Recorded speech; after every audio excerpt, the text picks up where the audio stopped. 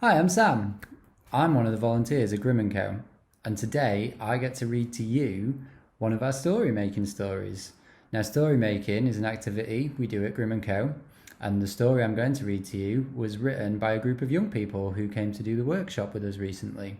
Now, I'm going to read the beginning and the middle of the story and leave it on a cliffhanger, and then you get to imagine an awesome ending for the story. Right, here we go. Cool adventures. Our story is about Steve, a poor boy that is half human, half dragon. He's got red and orange wings and sharp nails. He's quite short. He's got wonky eyes which are blue, and he's really nice to everyone. He hops for short distances and flies for long distances. His favourite food is people. He's got a human face but with dragon scales. The scales on his face are pink, and he likes to cook. He likes to make magical cheese.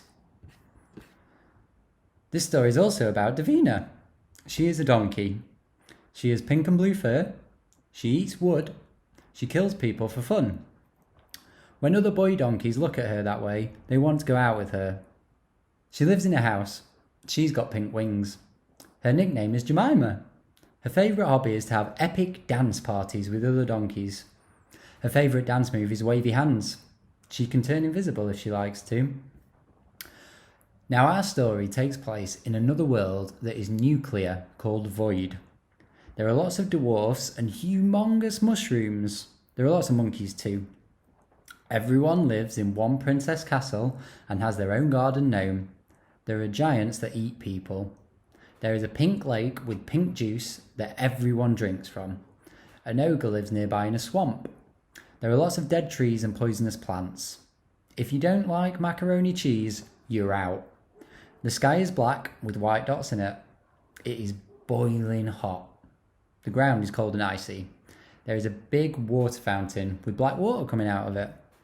The gingerbreads came on a gingerbread, oval person-shaped spaceship. It made a elephant noise. They acted nice at first. They even helped people with stuff. But then they turned mean. They all took their gingerbread guns and used helium and said, "Give me all the mac and cheese," in a high-pitched, squeaky voice which made the ears of the people who they'd been stealing off start to ring painfully. And it didn't stop until they gave them all of their mac and cheese. "Make it stop," they said. Davina and Steve came in and said, "Not so fast." They had water guns and sprayed the gingerbreads. They went all soggy and fell apart. Davina and Steve invaded the spaceship and went back to their home planet, Gingerbread World, and they didn't have to eat their friends anymore. They had plenty of mac and cheese. There was a gingerbread hiding on the spaceship, and Davina had a dance battle on the ship. Davina used her special hand-waving powers, and the lone gingerbread, Gingy, fell asleep because of Davina's special hand waves, saying, "Night night, sleep tight." Gingy the gingerbread was confused because he didn't know what was going to happen next. Davina ran to the panel which controlled the ship and messed with it to go back to Frosting Island. The spaceship went to attack Frosting Island. Steve went into the room where Jemima was and helped to destroy Frosting Island. Jemima had some pink juice on her and she gave it to Steve. It made him turn into his full dragon form. 165 feet tall, he roared and growled like the shrieks of a million eagles and hawks.